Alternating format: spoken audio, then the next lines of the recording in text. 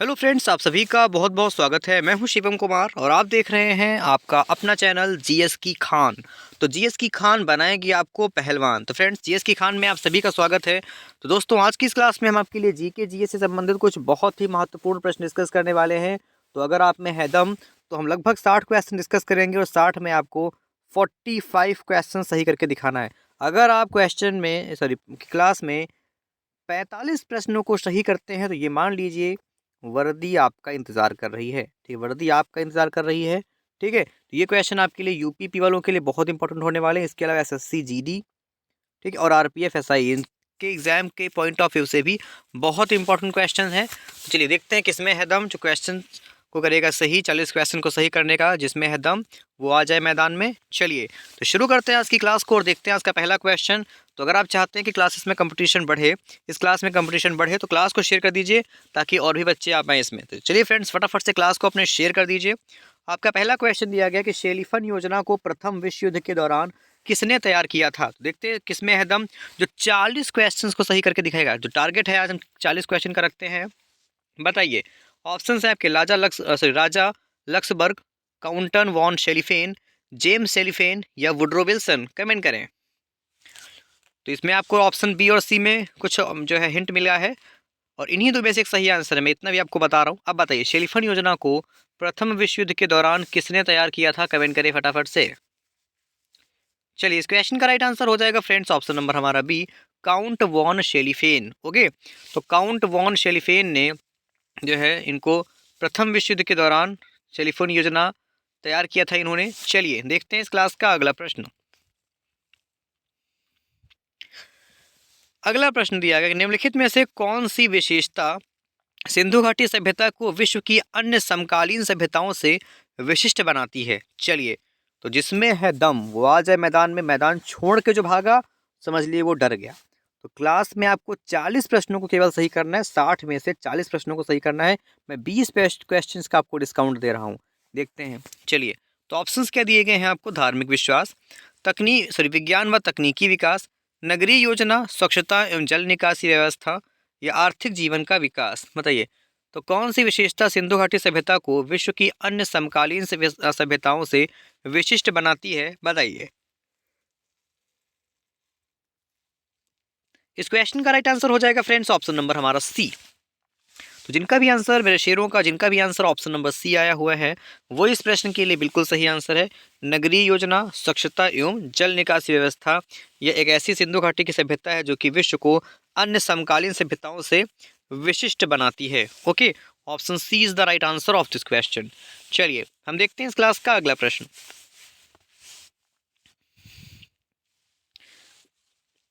अगला प्रश्न कि फ्रांस में 14 जुलाई को फ्रांसीसियों की स्वतंत्रता के जन्म दिवस के रूप में मनाया जाता है, क्योंकि इस दिन, तो फ्रांस को 14 जुलाई को फ्रांसीसियों की स्वतंत्रता के जन्म दिवस के रूप में मनाते हैं। अब इस दिन क्या हुआ था बताइए। 14 जुलाई को क्या हुआ था। स्टेटस जनरल की मीटिंग हुई थी, मनुष्य के अधिकारों की घोषणा हुई थी, बस्तिल का पतन हुआ था, या फ्रांस के संविधान की संरचना हुई थी। तो साथियों बताइए फटाफट से इस प्रश्न का सही उत्तर क्या होगा। चलिए चलिए फ्रेंड्स, बताइए, फ्रांस में 14 जुलाई को फ्रांसीसियों की स्वतंत्रता के जन्म दिवस के रूप में मनाया गया था। इस दिन क्या हुआ था। तो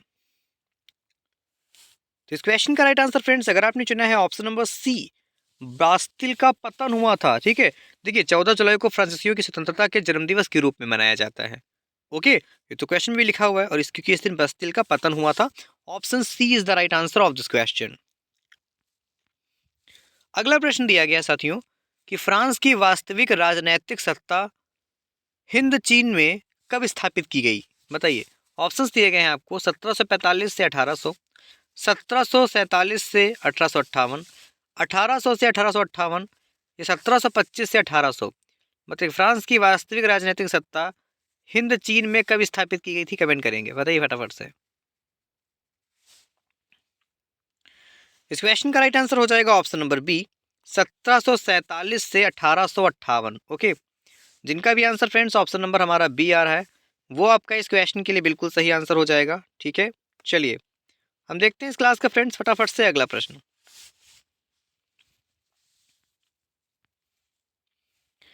अगला प्रश्न, पैगंबर मोहम्मद ने किस वर्ष मक्का पर अधिकार स्थापित किया था? तो 624 ईस्वी, 600 ईस्वी, 615 ईस्वी या 630 ईस्वी, बताइए फटाफट से कमेंट करते रहिए। मैंने आज दोस्तों जो लोग क्लास में अभी आए हुए हैं मैं उन सबको बता दूं कि आज की इस क्लास में हम 60 क्वेश्चन लेकर के आपके लिए आए हैं, जिसमें आपको 40 क्वेश्चन सही करना है। तो जिसमें है दम, जिसको भी अपनी तैयारी आजमानी है वो आज 40 क्वेश्चन सही करके दिखा दे। ठीक है, अगर करके दिखाते हैं तो आप में दम है, आप वर्दी आपका इंतजार कर रही है, मान के चलिए।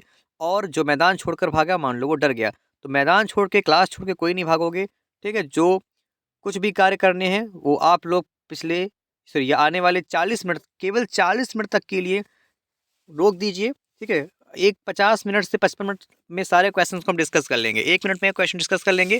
ठीक है, और जो मैदान छोड़कर भागा वो डर गया। ठीक है, ये बात हम रिपीट करते रहेंगे। तो पैगंबर मोहम्मद ने किस वर्ष मक्का पर अधिकार स्थापित किया था, फटाफट से बताना था। तो इस क्वेश्चन में जिनका भी आंसर ऑप्शन नंबर डी आ रहा है 630 ईस्वी, बिल्कुल सही आंसर है। 630 ईस्वी में मक्का पर अधिकार स्थापित किया था। चलिए लिखते रहिएगा कहीं पे, लास्ट में बताइए कि मैंने इतने सही किए हैं। अगला प्रश्न, यूरोप में धार्मिक आंदोलन के पुनर्जागरण काल में विकसित होने का निम्न में से कौन सा कारण था? तो यूरोप में धार्मिक आंदोलन के पुनर्जागरण काल में विकसित होने का कौन सा कारण था? आपके ऑप्शंस हैं, यह धर्म से संबंधित था, चर्च के ऊपर प्रतिबंध लगाना एवं भ्रष्टाचार को समाप्त करना, आंदोलन को राष्ट्रीय राजतंत्र से प्रेरित करना था, जनता का धर्म के क्षेत्र में आध्यात्मिक और झुकाव। मतलब यूरोप के धार्मिक आंदोलन के पुनर्जागरण काल में विकसित होने का कारण क्या था, कमेंट करेंगे। इस क्वेश्चन में जिनका भी आंसर ऑप्शन नंबर सी आया साथियों, बिल्कुल सही आंसर है। आंदोलन को राष्ट्रीय राजतंत्र से प्रेरित करना था। क्या था? ऑप्शन नंबर सी साथियों, जिनका भी आंसर आ रहा है वो इस क्वेश्चन के लिए बिल्कुल बिल्कुल सही आंसर है। ओके, चलिए हम देखते हैं इस क्लास का फ्रेंड्स फटाफट से अगला प्रश्न।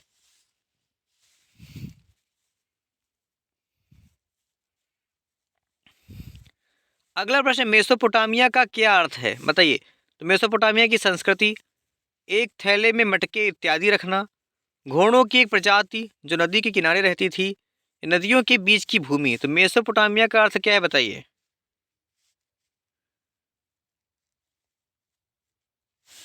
चलिए इस क्वेश्चन का राइट आंसर हो जाएगा friends option number D. Mesopotamia का अर्थ क्या होता है? तो नदियों के बीच की भूमि।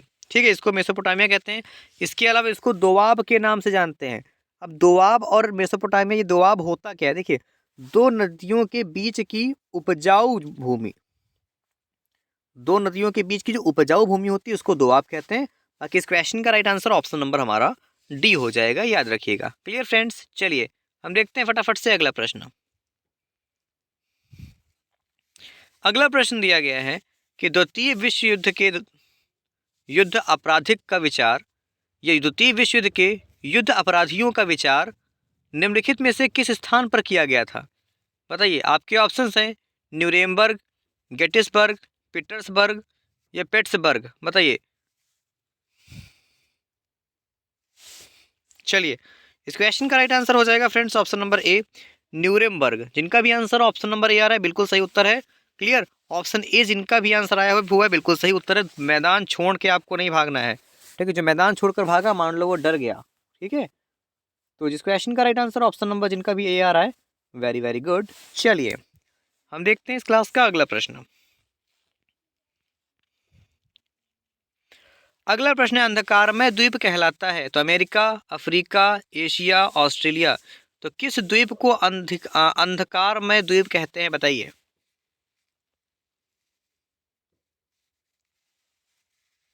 इस क्वेश्चन का राइट आंसर हो जाएगा फ्रेंड्स ऑप्शन नंबर हमारा बी, अफ्रीका। तो अफ्रीका को अंधकारमय द्वीप कहते हैं। ओके, अफ्रीका को अंधकारमय द्वीप कहा जाता है, याद रखना है। क्लियर, चलिए हम देखते हैं इस क्लास का अगला प्रश्न। अगला प्रश्न, संयुक्त राष्ट्र संघ के महासचिव की नियुक्ति किसके द्वारा की जाती है, चलिए बताइए। तो महासभा, सुरक्षा परिषद, न्यासधारिता परिषद या विश्व बैंक, फटाफट से कमेंट करते रहिए मेरे शेरों मेरे शेरनियों। बताइए संयुक्त राष्ट्र संघ के महासचिव की नियुक्ति किनके द्वारा की जाती है। इस क्वेश्चन का राइट आंसर हो जाएगा फ्रेंड्स ऑप्शन नंबर हमारा बी, सुरक्षा परिषद। ठीक है, तो संयुक्त राष्ट्र संघ के महासचिव की नियुक्ति सुरक्षा परिषद के द्वारा की जाती है। ओके, जिनका भी आंसर ऑप्शन नंबर बी आ रहा है, वेरी गुड। चलिए हम देखते हैं फटाफट से इस क्लास का फ्रेंड्स अब अगला प्रश्न।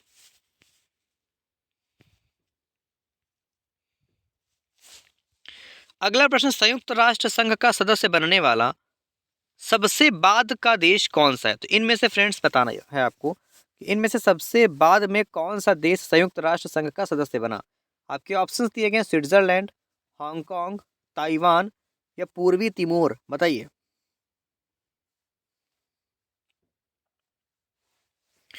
इस क्वेश्चन का राइट आंसर हो जाएगा फ्रेंड्स ऑप्शन नंबर हमारा डी, पूर्वी तिमोर।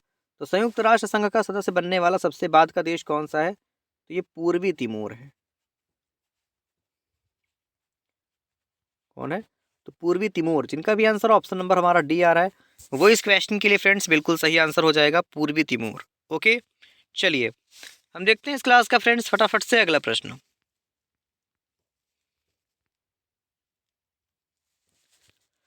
अगला प्रश्न देखते हैं कौन बता पाएगा। तो शेरों और मेरे शेरनियों या पहलवानों में से किसमें है दम जो इस प्रश्न को सबसे पहले बता पाएगा।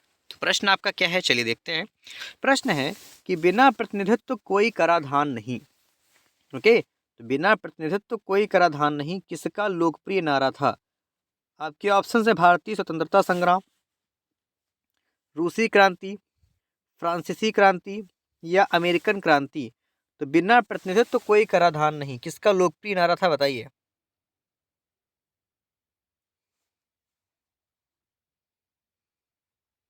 चलिए, इस क्वेश्चन का राइट आंसर फ्रेंड्स अगर आपने चुना है आपका ऑप्शन नंबर डी, अमेरिकन क्रांति। ठीक है, तो बिना प्रतिनिधित्व कोई कराधान नहीं, ये अमेरिकन क्रांति का प्रसिद्ध नारा था। ओके, ऑप्शन डी जिनका भी आंसर आ रहा है मेरे शेरों और शेरनियों का, बिल्कुल सही आंसर है। Option D is the right answer of this question. चलिए हम देखते हैं इस क्लास का अगला प्रश्न। अगला प्रश्न है कि शुद्ध रक्त आर्य सिद्धांत निम्न में से किससे संबंधित है? तो जो लोग अभी आए हुए हैं मैं उनको फिर से चैलेंज करता हूं। आज मैं आप लोगों को चैलेंज देता हूं कि आप लोग 60 में से 40 क्वेश्चंस को सही करके दिखा दीजिए। अगर आप 40 क्वेश्चन को सही करके दिखा दे रहे हैं तो मैं मानूंगा वर्दी आपका इंतजार कर रही है। आप नहीं, आपका इंतजार वर्दी कर रही है। मैं चुन चुन के क्वेश्चन लेकर के आया हूँ, और जो मैदान छोड़ के, जो क्लास छोड़ के चला जाएगा, मतलब मैदान छोड़ के चला जाएगा, वो डर गया। ठीक है, ये मान लीजिएगा कि आप डर गए हैं, डर के जा रहे हैं। ठीक है, जितने भी काम हैं आने वाले 40 मिनट तक के लिए रोक दीजिए। ठीक है, जो कुछ काम है केवल 40 मिनट हमको दीजिए, और अपना टेस्ट दे करके क्लास को छोड़िए और क्लास को शेयर करते रहिए, ताकि आपको अपने दोस्तों की तैयारी का भी अंदाज़ा लग जाएगा कि मेरा दोस्त कैसा तैयारी कर रहा है। क्योंकि जब क्लास शेयर करेंगे उसके पास क्लास का लिंक जाएगा, वो भी ऐड होगा। ठीक है, तो उसकी भी तैयारी आप इसी बात पे जांच लेंगे।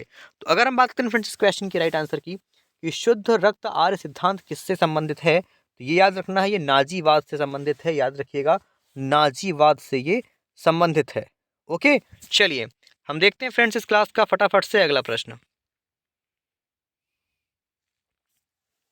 अगला प्रश्न है कि जैसुइट संघ का संस्थापक कौन था? तो मार्टिन लूथर, इरेस्मस, वाइक्लिफ या इन्स्यूशियस लोयोला। बताइए, तो जैसुइट संघ का संस्थापक कौन था, कमेंट करेंगे। चलिए, इस क्वेश्चन का राइट आंसर फ्रेंड्स हो जाएगा हमारा option number D, Ignatius Loyola. ठीक है, तो इग्नेशियस लोयोला जो है ये जैसुइट संघ का संस्थापक था। तो ऐसे में friends right answer option number D जिनका भी आ रहा है वो इस क्वेश्चन के लिए बिल्कुल सही आंसर हो जाएगा, इग्नेशियस लोयोला। ओके, चलिए हम देखते हैं फ्रेंड्स इस क्लास का फटाफट से अगला प्रश्न। अगला प्रश्न देखते हैं कौन बता पाएगा, मेरे शेरों शेरनियों, मेरे पहलवानों, बताइए किस में है दम। बताइए, प्रश्न आपका है कि गेलेन किस सभ्यता का प्रसिद्ध चिकित्सक था? चलिए बताइए। ऐसे क्वेश्चन आपके एग्जाम में आएंगे, पेपर समझ लिए बिल्कुल आपका आउट हो चुका यूपीपी वालों का। ठीक है, ऐसे ही प्रश्न आने चाहिए। बताइए, तो गेलेन किस सभ्यता का प्रसिद्ध विचारक था? आपके ऑप्शंस दिए गए हैं, बेबीलोन, रोम, मिस्र या यूनान। बताइए। चलिए, तो गेलेन जो है ये रोम की सभ्यता का प्रसिद्ध चिकित्सक था। कहाँ की? तो गेलेन जो है रोम की सभ्यता का प्रसिद्ध चिकित्सक था। जिनका भी आंसर फ्रेंड्स ऑप्शन नंबर हमारा बी आ रहा है वो आपका इस क्वेश्चन के लिए बिल्कुल सही आंसर हो जाएगा। ठीक है, रोम की सभ्यता का प्रसिद्ध चिकित्सक था गेलेन। क्लियर? जिनका भी आंसर ऑप्शन बी आया हुआ है, वेरी गुड। चलिए हम देखते हैं फ्रेंड्स इस क्लास का फटाफट से अगला क्वेश्चन।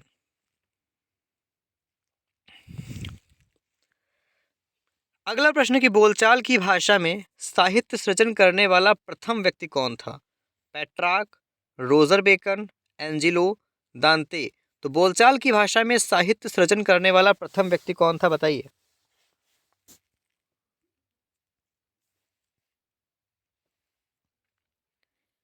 इस क्वेश्चन का right answer friends option number हमारा डी हो जाएगा, दांते। तो बोलचाल की भाषा में साहित्य से सृजन करने वाला प्रथम व्यक्ति दांते था, जिनका भी आंसर ऑप्शन नंबर डी आ रहा है, बिल्कुल सही उत्तर है उनका। क्लियर, चलिए हम देखते हैं इस क्लास का अगला क्वेश्चन। मेरे साथियों, मेरे शेरों शेरनियों, क्लास को आज शेयर कर दीजिए, क्लास को इतना शेयर कर दीजिए कि आपके जितने भी आसपास के लोग हैं, जितने भी ग्रुप में जुड़े हुए लोग हैं, सबके सब आ जाएं। और आप समझ लीजिए, खुद देख लीजिए कि क्लास में जो है 40 क्वेश्चंस कौन सही कर पा रहा है। अगर 40 से क्वेश्चन कोई ज़्यादा सही कर रहा है तो आपको वो चैलेंज दे सकता है, याद रखिएगा। ठीक है, अगला प्रश्न है कि जैसविट संघ का संस्थापक कौन था, बताइए फटाफट से कि जैसविट संघ का संस्थापक कौन था। आपके ऑप्शन है इरेस्मस, वाइक्लिफ, इग्नेशियस लायोला या लूथर। तो जैसविट संघ का संस्थापक बताइए।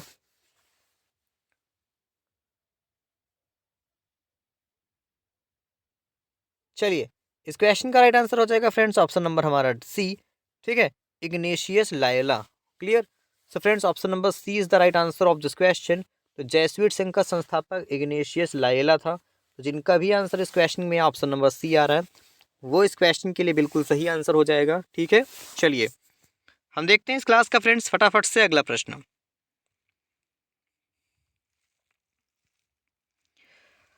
अगला प्रश्न है 1878 की बर्लिन कांग्रेस का अध्यक्ष कौन था, बताइए। तो 1878 की बर्लिन कांग्रेस का अध्यक्ष कौन था, बताइए।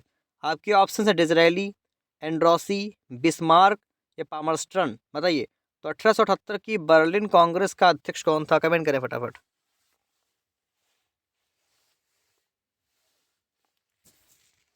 इस क्वेश्चन का राइट आंसर हो जाएगा फ्रेंड्स ऑप्शन नंबर हमारा सी, बिस्मार्क। क्लियर, तो 1878 की बर्लिन कांग्रेस का अध्यक्ष बिस्मार्क था। तो ऐसे में राइट आंसर अगर आपने चुना हुआ है अपना ऑप्शन नंबर सी, बिल्कुल सही आंसर है। Very very good. चलिए हम देखते हैं इस क्लास का फ्रेंड्स फटाफट से अगला क्वेश्चन।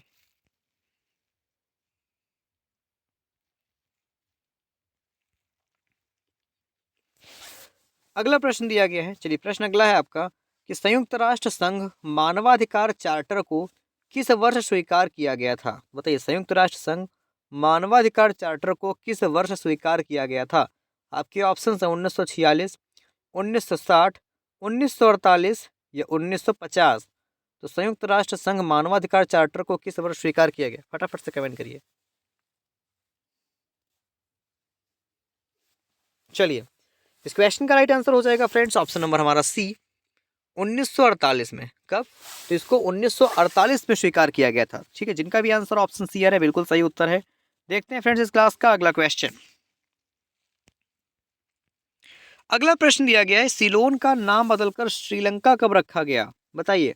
आपके ऑप्शंस हैं फ्रेंड्स 1960, 1970, 1972, 1975। तो सिलोन का नाम बदलकर श्रीलंका कब रखा गया।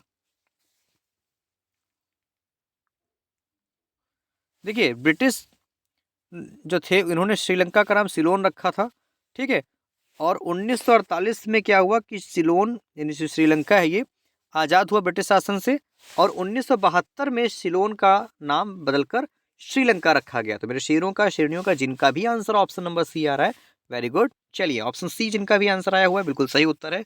देखते हैं इस क्लास का अगला प्रश्न। अगला आसान क्वेश्चन है, ये क्वेश्चन हर कोई बता सकता है। चलिए प्रश्न आपका पूछा जा रहा है कि निम्नलिखित में से किस नदी का ज्वार नदी मुख सबसे लंबा है, बताइए। तो किस नदी का ज्वार नदी मुख सबसे लंबा है, साथियों बताइए। आपके ऑप्शंस दिए गए हैं अमेजन नदी, ओब नदी, नील नदी, ये गंगा नदी, बताइए। तो किस नदी का ज्वार नदी मुख सबसे लंबा है, बताइए फटाफट से। Very good. तो अगर फ्रेंड्स इस क्वेश्चन की बात की जाए तो जिनका भी आंसर ऑप्शन नंबर बी आ रहा है बिल्कुल सही उत्तर है, ओब नदी। ठीक है, अब ओब नदी निकलती कहाँ से है, तो ये रूस के पश्चिमी जो साइबेरिया की प्रमुख प्रमुख नदी, याद रखना है कहाँ की प्रमुख नदी है, तो रूस के पश्चिमी साइबेरिया या सिबेरिया की प्रमुख नदी है। ठीक है, और विश्व की 7वीं सबसे लंबी नदी है। ओके, लंबाई कितनी है इसकी, 3650 जो है किलोमीटर। ओके, केवल किलोमीटर में, वर्ग किलोमीटर में नहीं है। तो ऑप्शन नंबर बी इस क्वेश्चन के लिए बिल्कुल सही आंसर है। ओके फ्रेंड्स, चलिए हम देखते हैं फटाफट से इस क्लास का अगला प्रश्न।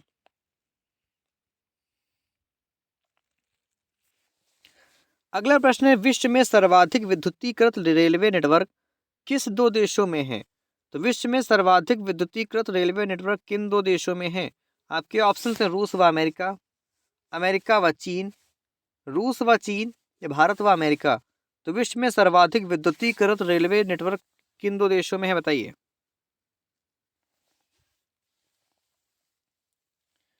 चलिए, अगर हम बात करें फ्रेंड्स इस क्वेश्चन के आंसर की, तो जिनका भी आंसर इस क्वेश्चन में ऑप्शन सी आ रहा है, रूस व चीन, बिल्कुल सही आंसर है।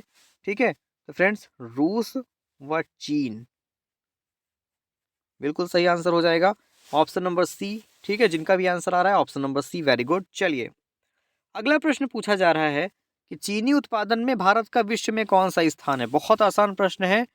चलिए साथियों, फटाफट से बता देखिए, चीनी उत्पादन में विश्व का कौन सा स्थान है? चलिए, तो सेकंड प्लेस है, ब्राजील सबसे टॉप पे आता है। ओके, तो जिनका भी आंसर ऑप्शन नंबर बी आ रहा है, बिल्कुल सही उत्तर है उनका, दूसरा स्थान है। ओके, चलिए हम देखते हैं इस क्लास का फटाफट से फ्रेंड्स अगला क्वेश्चन।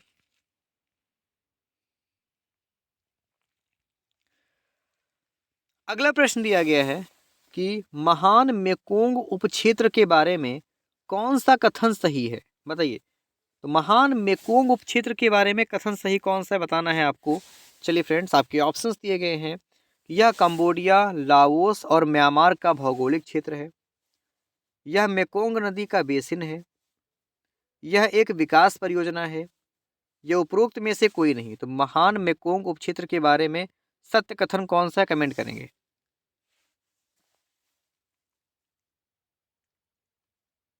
चलिए, इस क्वेश्चन का right answer friends option number C हो जाएगा, यह एक विकास परियोजना है। क्लियर, इनका भी आंसर फ्रेंड्स ऑप्शन नंबर हमारा सी आ रहा है, बिल्कुल सही उत्तर है उनका कि यह एक विकास परियोजना है। ओके, चलिए हम देखते हैं अगला प्रश्न।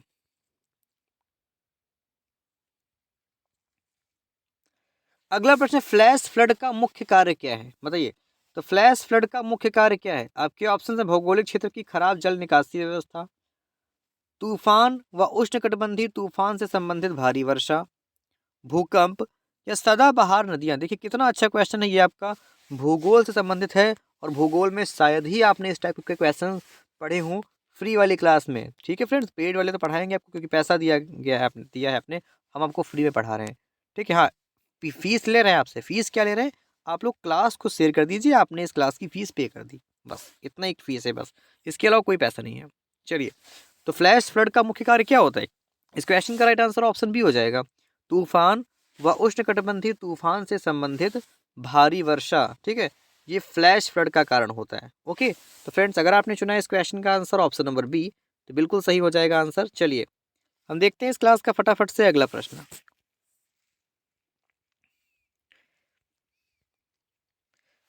अगला प्रश्न है कि निम्नलिखित में से कौन सी संस्था संयुक्त राष्ट्र की वॉचडॉग संस्था नहीं है? तो आर्म्स कंट्रोल एसोसिएशन, संयुक्त राष्ट्र परमाणु ऊर्जा आयोग, अंतर्राष्ट्रीय परमाणु ऊर्जा एजेंसी या परमाणु सामग्री प्रबंधन संस्थान। तो कौन सी संस्था संयुक्त राष्ट्र की वॉचडॉग संस्था नहीं है, बताइए।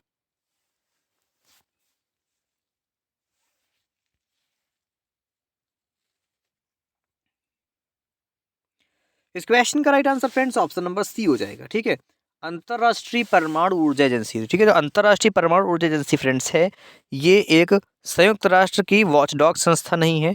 क्लियर, अब संयुक्त राष्ट्र जी सॉरी जो अंतर्राष्ट्रीय परमाणु ऊर्जा एजेंसी है, इसकी स्थापना जरा बता दीजिए कब कब हुई थी।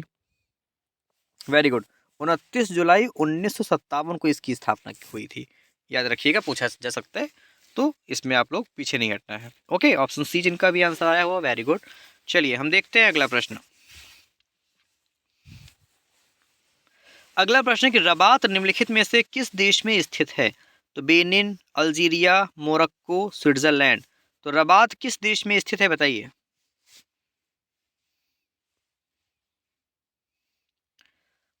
इस क्वेश्चन का राइट आंसर हो जाएगा फ्रेंड्स ऑप्शन नंबर हमारा सी, मोरक्को। क्लियर, तो रबात जो है मोरक्को में स्थित है, ऑप्शन सी जिनका भी आंसर आ रहा है बिल्कुल सही उत्तर है। रबात जो है ये मोरक्को की राजधानी है, क्या है? तो रबात जो है मोरक्को की राजधानी है, और ये उत्तरी अफ्रीका में स्थित है। ऑप्शन सी जिनका भी आंसर आ रहा है फ्रेंड्स इस क्वेश्चन के लिए बिल्कुल सही उत्तर है। मेरे शेरों, आप लोग शांत क्यों हो गए? क्लास को शेयर करिए, बच्चे जोड़िए क्लास में और अपना कंपटीशन देखिए, अपनी तैयारी देखिए। ओके, चलिए देखते हैं इस क्लास का अगला प्रश्न।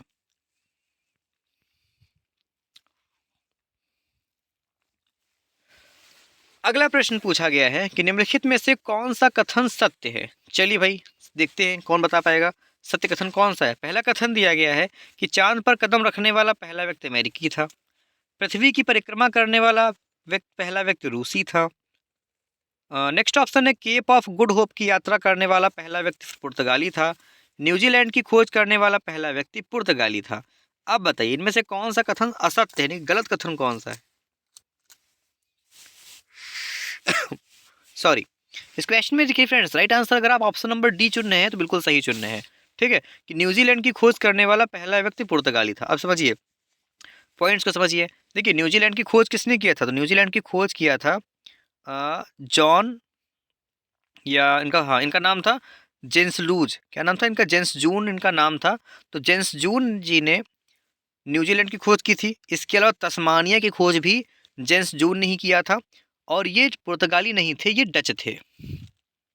ठीक है, तो ये इसलिए कथन हमारा गलत हो जाएगा, ऑप्शन डी। पुर्तगाली नहीं, कौन थे, तो डच थे। ओके, चलिए हम देखते हैं फ्रेंड्स इस क्लास का अगला प्रश्न। अगला प्रश्न है निम्नलिखित में से गलत कथन को चुनिए। तो मसाई पूर्वी अफ्रीका में निवास करने वाली जनजाति है। अफरीदी और मसूद पाकिस्तान में पाई जाने वाली जनजातियां हैं। नेक्स्ट ऑप्शन है कि स्वाहिली केन्या और तंजानिया में पाई जाने वाली जनजाति है। रेड इंडियंस दक्षिण अमेरिका के मूल निवासी हैं। अब बताइए इनमें से कौन सा गलत कथन है। तो साथियों मेरे शेरों, जो लोग अभी आए हुए, बता दे रहा हूँ आपको मैं फिर से, आज की क्लास में हम 60 क्वेश्चन डिस्कस करेंगे, जिसमें से आपको मात्र 40 क्वेश्चन सही करने हैं। और अगर आप इतना कर देते हैं तो भाई आपकी तैयारी बहुत अच्छी, वर्दी आपका इंतजार कर रही है। क्लास को छोड़ के क्वेश्चन को देख के भाग गए तो ये मान लीजिए आप डर गए। ठीक है, डरना है नहीं, क्लास को छोड़ना है नहीं, शेयर करते रहिए, बच्चों को जोड़ते रहिए और आंसर्स करते रहिए। देखिए कितने क्वेश्चन आप सही कर पाते हो। जो लोग अभी आए हुए हैं तो क्वेश्चन नंबर 30 से स्टार्ट हो जाइए। अभी आधी क्लास आपकी हुई है, आधी क्लास बाद में देख लीजिएगा, फिर कमेंट बॉक्स में अपना स्कोर बताइएगा। अगर हम बात करें इस क्वेश्चन के आंसर की, तो इनमें से कौन सा आंसर हमारा गलत है, तो इसमें से option number D, red Indians जो है ये दक्षिण अमेरिका के मूल निवासी, ये कथन हमारा गलत है। ओके, चलिए option number D is the right answer of this question. अगला प्रश्न है आर्कटिक सागर में स्थित बेरेंट्स सागर को लेकर किन दो देशों में विवाद है, बताइए। तो आर्कटिक सागर में स्थित बेरेंट्स सागर को लेकर किन दो देशों में विवाद है, आपको बताना है। आपके ऑप्शन है रूस और नॉर्वे, नॉर्वे और फिनलैंड, फिनलैंड और रूस, ये रूस और डेनमार्क, बताइए। वेरी गुड, इस क्वेश्चन का राइट आंसर ऑप्शन ए हो जाएगा, रूस व नॉर्वे। कौन से देशों के मध्य विवाद है, तो रूस और नॉर्वे के मध्य विवाद है ये। ओके, ऑप्शन नंबर ए हमारा इस क्वेश्चन के लिए बिल्कुल सही उत्तर हो जाएगा। ठीक है, चलिए ये एक सीमांत सागर है जो कि 14 लाख वर्ग किलोमीटर क्षेत्र में फैला हुआ है। ओके, चलिए option A is the right answer. देखते हैं अगला प्रश्न। अगला प्रश्न दिया गया है कि मई और जून में, तो मई और जून में नॉर्वे के निवासी दिन में कितने घंटे सूर्य की रोशनी प्राप्त करते हैं, बताइए। 4 घंटे, 12 घंटे, 20 घंटे या 22 घंटे।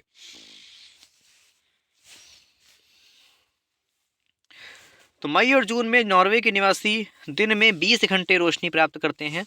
ऑप्शन नंबर सी हमारा हो जाएगा सही, दिन में 20 घंटे ये रोशनी प्राप्त करते हैं। इसके अलावा नॉर्वे को लैंड ऑफ द मिडनाइट सन भी कहते हैं, सबको पता होगा।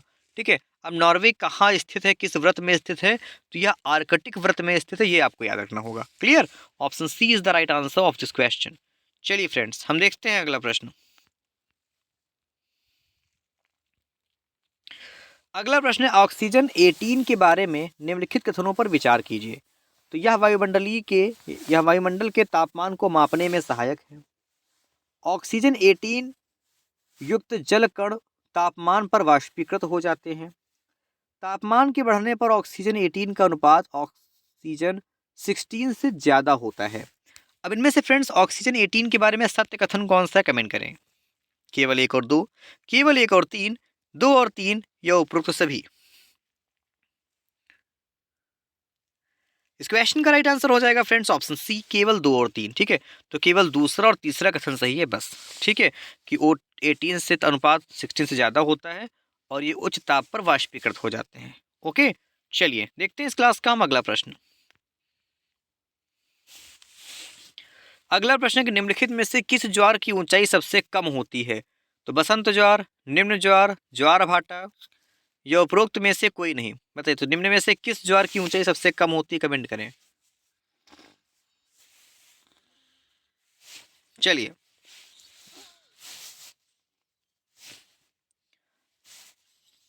इस क्वेश्चन का right answer option number B हो जाएगा, निम्न ज्वार। ठीक है, तो निम्न ज्वार की जो ऊंचाई होती है ये सबसे कम होती है। क्लियर? तो ऐसे में जिनका भी आंसर ऑप्शन बी आ रहा है बिल्कुल सही उत्तर है। काफी आसान क्वेश्चन था, इजी क्वेश्चन था, इसको आप लोगों ने आसानी से हल कर लिया होगा। चलिए मेरे शेरों, देखते हैं इस क्लास का हम अच्छा वाला अगला क्वेश्चन। चलिए देखिए, देखते हैं कौन बता पाएगा इस प्रश्न को। बहुत कठिन भी नहीं है और बहुत ही आसान नहीं, इतना कठिन भी नहीं है कि आप सॉल्व ना कर पाए, इतना आसान भी नहीं है कि देखते ही आंसर कर दें, है ना। चलिए अगला प्रश्न है कि चंद्रमा के आंतरिक भाग की परछाई को क्या कहा जाता है? बताइए, तो उम्ब्रा, पेन्युम्ब्रा, अंतुम्ब्रा या अडुलारेंसिस। बताइए, तो चंद्रमा के आंतरिक भाग की परछाई को क्या कहते हैं? कमेंट करेंगे।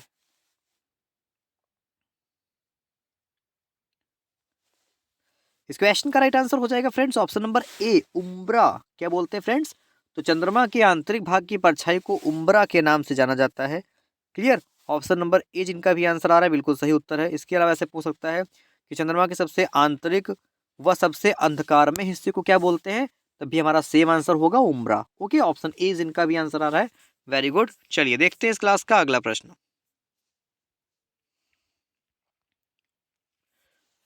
अगला प्रश्न, विश्व का सबसे बड़ी आबादी वाला लोकतांत्रिक देश कौन सा है? तो चीन, भारत, अमेरिका या इंडोनेशिया। तो विश्व का सबसे बड़ी आबादी वाला लोकतांत्रिक देश कौन है? बताइए।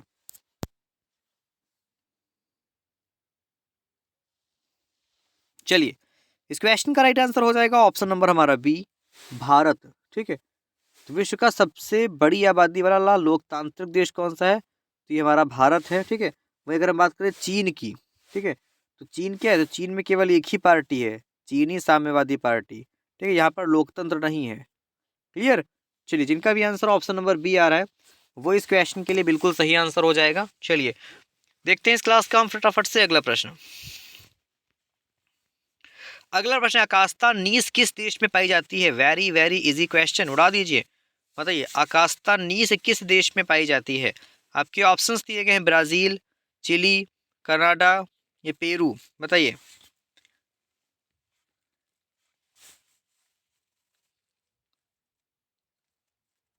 चलिए, इस क्वेश्चन का right answer option number C हो जाएगा, कनाडा। ठीक है, तो आकास्ता नीस किस देश में पाई जाती है? तो ये कनाडा में पाई जाती है। ये उत्तर पूर्वी क्षेत्र में स्लेव क्रेटन में पाई जाती है, याद रखिएगा। तो सिंपल सा क्वेश्चन था, आकास्ता नीस किस देश में पाई जाती है? तो कनाडा में पाई जाती है, याद रखिएगा। क्लियर? चलिए हम देखते हैं अगला प्रश्न। अगला प्रश्न, विश्व के सबसे बड़े सोलर हीटर के लिए प्रसिद्ध सोलर वैली किस देश में स्थित है? ऑस्ट्रेलिया, जापान, चीन, जर्मनी। बताइए।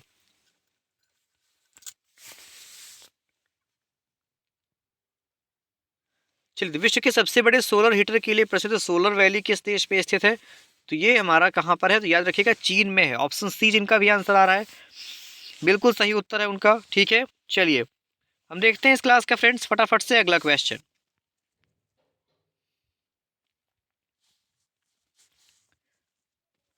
अगला प्रश्न है कि भारत में सर्वाधिक दूध उत्पादन वाली बकरी कौन सी है?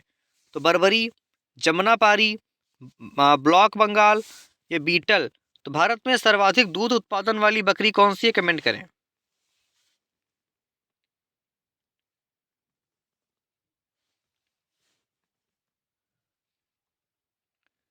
चलिए, तो भारत में सर्वाधिक दूध उत्पादन वाली बकरी कौन सी है? तो ये हमारी जो प्रजाति पाई जाती है जमुनापारी। तो जमुनापारी बकरी ऐसी नस्ल की बकरी होती है जो कि सबसे अधिक दूध उत्पादन करती है। ओके, ऑप्शन नंबर हमारा बी इस क्वेश्चन के लिए बिल्कुल सही आंसर हो जाएगा। ठीक है, चलिए हम देखते हैं इस क्लास का फटाफट से अगला क्वेश्चन। क्लास को शेयर करते रहिए। अगला प्रश्न है, मार्गोसा तेल निम्नलिखित में से किस पेड़ से प्राप्त किया जाता है? तो बबूल, नीम, फिकस या बांस। बताइए कि मार्गोसा तेल किस पेड़ से प्राप्त किया जाता है साथियों, बताइए फटाफट से।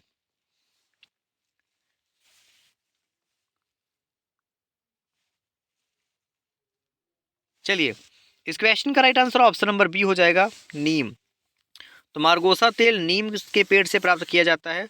तो ऐसे में जिनका भी आंसर फ्रेंड्स ऑप्शन नंबर हमारा बी आ रहा है, वो इस क्वेश्चन के लिए बिल्कुल सही आंसर हो जाएगा। तो मार्गोसा तेल नीम के पेड़ से प्राप्त किया जाता है, आपको याद रखना है। ओके, चलिए देखते हैं इस क्लास का फटाफट से अगला क्वेश्चन।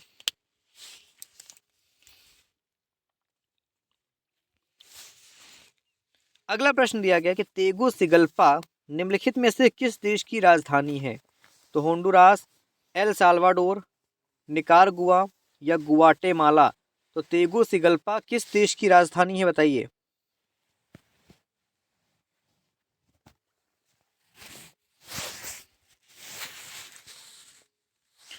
चलिए, इस क्वेश्चन का right answer friends option number ए हो जाएगा, होंडुरास। बहुत अच्छा प्रश्न है। तो तेगुसिगल्पा किस देश की राजधानी है? तो होंडुरास की राजधानी है। अब होंडुरास कहाँ पर है? तो ये मध्य अमेरिका में स्थित है। इसकी राजधानी है Tegucigalpa. Clear? Option number A is the right answer of this question. अगला प्रश्न है कि निम्नलिखित में से किस वायु के कारण मध्य यूरोप में तापमान अपेक्षाकृत गर्म रहता है? बताइए। तो किस वायु के कारण मध्य यूरोप में तापमान जो है अपेक्षाकृत गर्म रहता है? आपके ऑप्शन है चिनूक, फोहिया, जोंडा या वर्गविंग। बताइए फटाफट से। चलिए, इस क्वेश्चन का राइट आंसर हो जाएगा ऑप्शन नंबर बी, फोहन। ठीक है, तो फोहियन एक गर्म व शुष्क हवा है। ठीक है, और इसी के कारण मध्य यूरोप में जो तापमान है वो अपेक्षाकृत गर्म रहता है। याद रखिएगा, ऑप्शन नंबर बी जिनका भी आंसर आ रहा है बिल्कुल सही आंसर हो जाएगा उनका। ठीक है, चलिए हम देखते हैं इस क्लास का फ्रेंड्स फटाफट से अगला क्वेश्चन।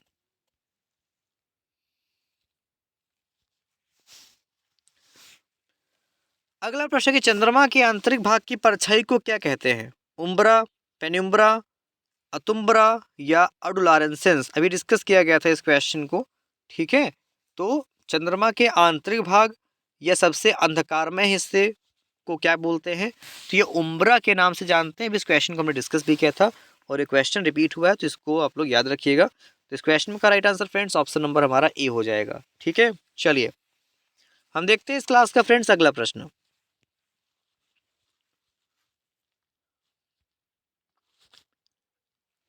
अगला प्रश्न, शेक्सपियर किस देश में स्थित है? शेक्सपियर बीच। तो फ्रेंड्स शेक्सपियर बीच किस देश में स्थित है, बताइए। इंग्लैंड, फ्रांस, इंग्लैंड, कनाडा या इटली। फटाफट से बताइए।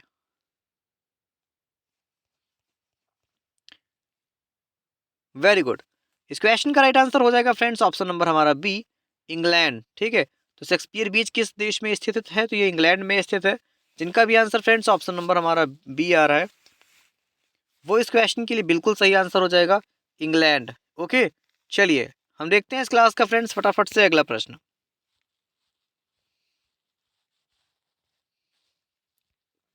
अगला प्रश्न, माउंट लोगन किस देश का सबसे ऊंचा बिंदु है? America, Canada, Mexico, Brazil.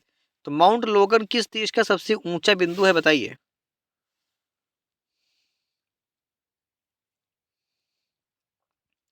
चलिए, तो माउंट लोगन जो है ये किस देश का सबसे ऊंचा बिंदु है? तो याद रखना friends option number B, Canada.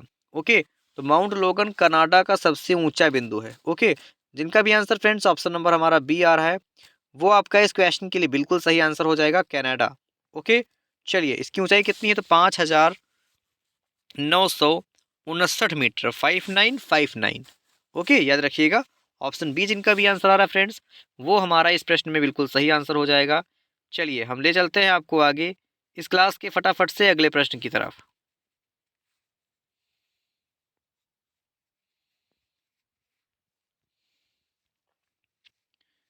अगला प्रश्न, चेरियाना कॉफी किस देश में उत्पादित की जाती है? तो शेरों, घबराइए मत, क्लास बस आपकी 10 मिनट की बची हुई है। 10 से 12 मिनट की केवल क्लास बची हुई है। तो मैदान बस 10 से 12 मिनट का बचा हुआ है। छोड़ के मत जाइएगा, जो छोड़ के चले गए वो लोग डर गए। ठीक है, अब जो लोग अभी प्रेजेंट है इन्हीं से आपका कंपटीशन है, इन्हीं से आपका जो सामना होगा एग्जाम में, ठीक है। यूपीपी वालों के लिए बहुत इंपॉर्टेंट क्लास चल रही है, ठीक है। तो चेरियाना कॉफ़ी किस देश में उत्पादित की जाती है बताइए फ्रेंड्स? वियतनाम, कैमरून, लाइबेरिया या फिर यमन?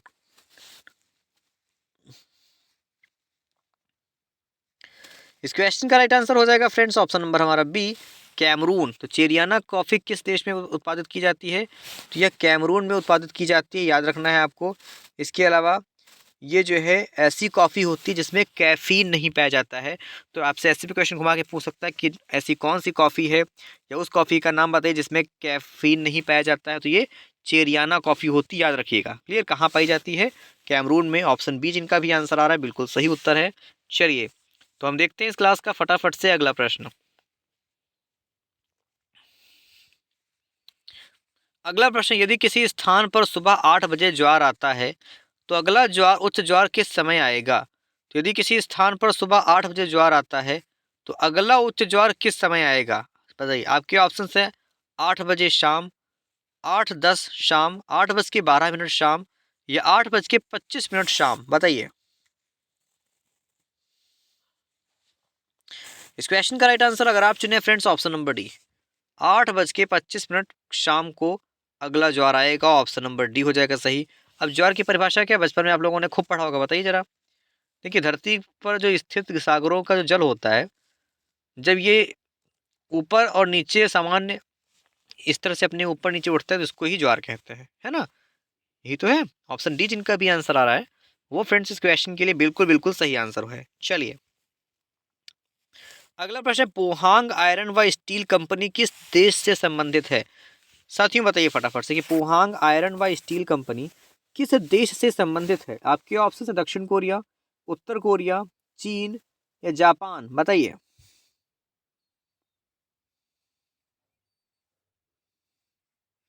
इस क्वेश्चन का right answer friends option number हमारा ए हो जाएगा, दक्षिण कोरिया। तो पोहांग आयरन व स्टील कंपनी किस देश से संबंधित है साथियों? तो यह जो है दक्षिण कोरिया से संबंधित है, आपको याद रखना है। ओके, ऑप्शन ए जिनका भी आंसर आ रहा है बिल्कुल सही उत्तर है उनका, दक्षिण कोरिया। क्लियर? चलिए, हम देखते हैं इस क्लास का फ्रेंड्स फटाफट से अगला प्रश्न।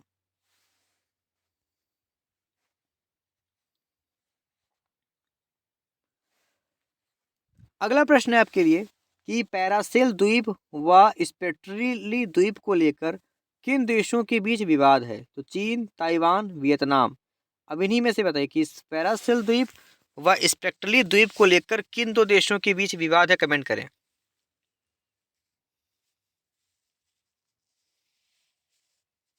चलिए, इस क्वेश्चन का राइट आंसर हो जाएगा फ्रेंड्स ऑप्शन नंबर हमारा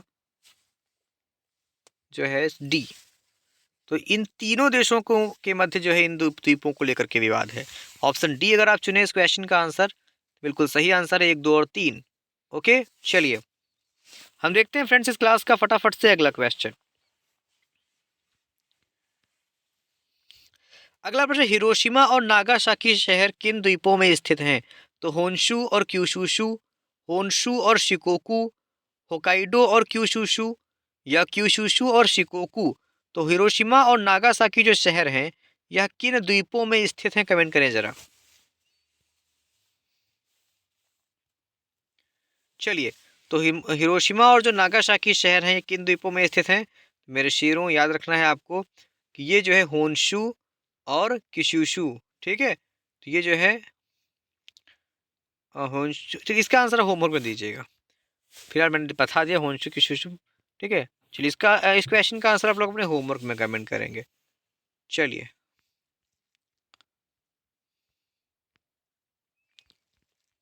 देखिए आपके 50 क्वेश्चंस कंप्लीट हो चुके हैं, ठीक है। और अब आपके लिए 1 से लेके 10 तक क्वेश्चंस को कवर करेंगे और ये जो है आपके 60 क्वेश्चंस को कंप्लीट कर देंगे और अपना स्कोर आप लोग बताइएगा। एक सेकंड जरा बैक हो गया, मैं इसको सही कर रहा हूँ, ठीक है। ये फिक्स हो चुका है। चलिए, तो कल प्रश्न है कि किस पर्यावरणविद ने जैव विविधता संरक्षण क्षेत्र का सिद्धांत दिया? बहुत अच्छा प्रश्न है। तो किस पर्यावरणविद ने जैव विविधता संरक्षण क्षेत्र का सिद्धांत दिया था? आपके ऑप्शंस हैं Gaillard Nielsen, Norman Myers, John Muir या इनमें से कोई नहीं। कमेंट करें।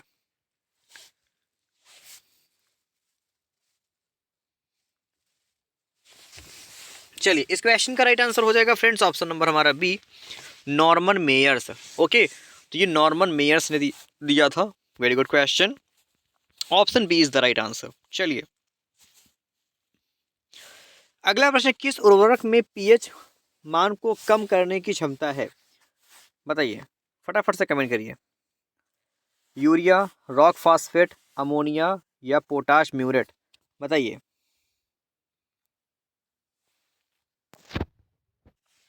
ओके फ्रेंड्स, इस क्वेश्चन का right answer option number D हो जाएगा। क्लियर। चलिए देखिए, जो मैंने आपको ये वाला क्वेश्चन होमवर्क के लिए दिया था कि हिरोशिमा और नागासाकी किन द्वीपों पर स्थित है, मैंने इसका आंसर बता ही दिया था कि होन्शु और क्यूशुशु में स्थित है। क्लियर, ऑप्शन ए ही सही हो जाएगा इसका, तो इसको आप लोग अपना होमवर्क मत मानिए। ठीक है, जिनका भी आंसर ऑप्शन नंबर ए आया था वो सही आंसर है। चलिए अगला प्रश्न कि कौन सा राष्ट्रीय उद्यान यूनेस्को की विश्व धरोहर है? सॉरी, विश्व धरोहर नहीं है। तो कौन सा राष्ट्रीय उद्यान यूनेस्को की विश्व धरोहर नहीं है, आपको बताना है। आपके ऑप्शन है कान्हा राष्ट्रीय उद्यान, काजीरंगा राष्ट्रीय उद्यान, सुंदरवन राष्ट्रीय उद्यान या केवला देव राष्ट्रीय उद्यान? बताइए।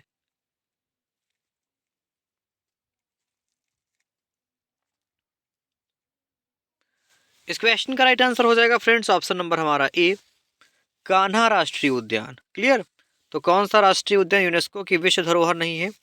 तो कान्हा राष्ट्रीय उद्यान यूनेस्को की विश्व धरोहर नहीं है, याद रखना है आपको। ओके, चलिए देखते हैं इस क्लास का हम फटाफट से अगला क्वेश्चन। अगला प्रश्न है, क्लाउडेड लेपर्ड नेशनल पार्क किस देश प्रदेश में है? क्लाउडेड लेपर्ड नेशनल पार्क किस प्रदेश में है? कमेंट करें। जम्मू कश्मीर, उत्तराखंड, सिक्किम या फिर त्रिपुरा? बताइए।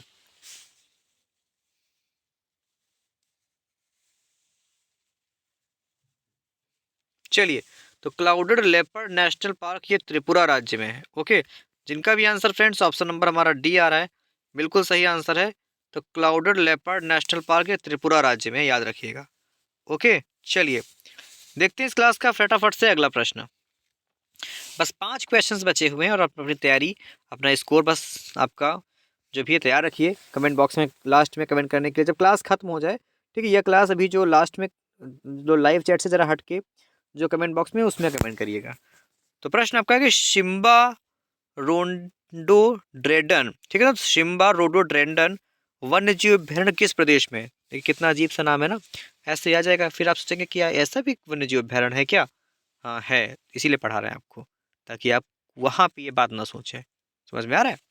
बताइए, शिम्बा रोडोड्रेंडन वन्य जीव अभ्यारण्य किस प्रदेश में है? तो ये जो है याद रखिएगा सिक्किम में है। वो कहाँ पर है फ्रेंड्स? तो साथियों ये सिक्किम में है। Clear, option C is the right answer of this question. छोटा सा ही है, 43 वर्ग किलोमीटर में फैला हुआ है ये। ओके, यहाँ पक्षियों की अनेक प्रजातियां पाई जाती हैं। देखते हैं अगला प्रश्न। अगला प्रश्न है, वायनाड वन्यजीव अभ्यारण्य किस प्रदेश में है? केरल, तमिलनाडु, पश्चिम बंगाल या उड़ीसा? तो वायनाड वन्यजीव अभ्यारण्य किस प्रदेश में है? बताइए।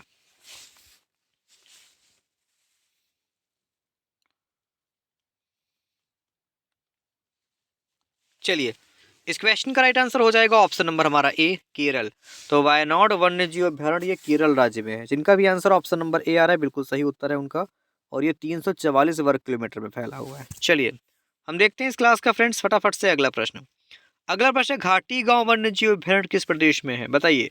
झारखंड, बिहार, महाराष्ट्र या मध्य प्रदेश? तो घाटी गांव वन्य जीव अभ्यारण्य किस प्रदेश में है? Option number D, Madhya Pradesh. तो घाटी गांव वन्य जीव अभ्यारण्य किस प्रदेश में है? मध्य प्रदेश में। Option D is the right answer of this question. चलिए अगला प्रश्न है, ब्रह्मागिरी राष्ट्रीय उद्यान किस प्रदेश में है? इस क्वेश्चन का right answer option number D हो जाएगा, कर्नाटक। ठीक है, तो ब्रह्मागिरी राष्ट्रीय उद्यान किस प्रदेश में है? ये कर्नाटक में है। ओके, जिनका भी आंसर ऑप्शन नंबर हमारा बी आ रहा है बिल्कुल सही उत्तर है उनका। ठीक है, चलिए हम देखते हैं इस क्लास का फ्रेंड्स फटाफट से अगला क्वेश्चन।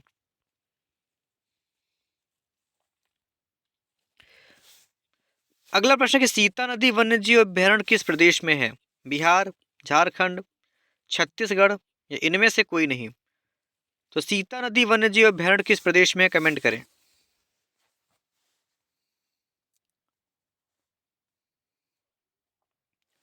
इस क्वेश्चन का राइट आंसर हो जाएगा ऑप्शन नंबर हमारा सी, छत्तीसगढ़।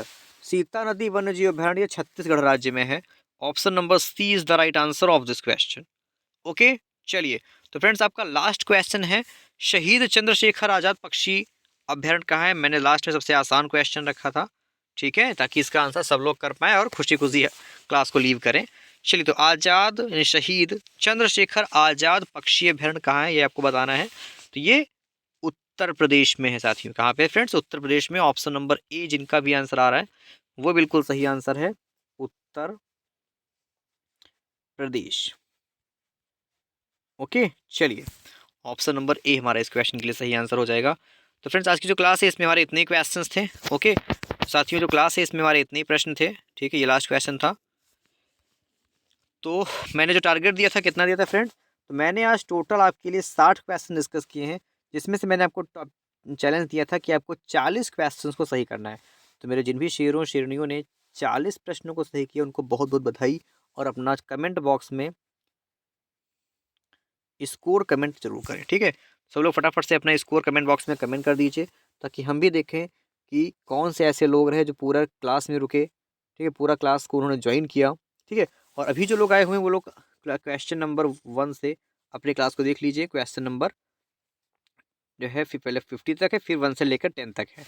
इस प्रकार से पूरे आपके पहले क्वेश्चन नंबर 1 से 50 तक हमने डिस्कस किया, फिर 1 से लेकर 10 तक डिस्कस किया है। तो इस प्रकार से आपके जो है टोटल क्वेश्चन 60 हो जाते हैं, और अपना स्कोर हमको कमेंट करेंगे, ठीक है। तो चलिए फ्रेंड्स, आज की इस क्लास में इतना ही रखते हैं। तो जिन भी लोगों ने साथियों अभी तक क्लास को लाइक नहीं किया है, क्लास को लाइक कर दें। जिन भी लोगों ने क्लास को अपने शेयर नहीं किया है, वो सब लोग क्लास को अपने शेयर भी कर दें। ओके फ्रेंड्स, सब लोग प्लीज़ फ्रेंड्स फटाफट से क्लास को क्लास को लाइक और शेयर कर दीजिए। चलिए, तो मैं आपका फ्रेंड शिवम कुमार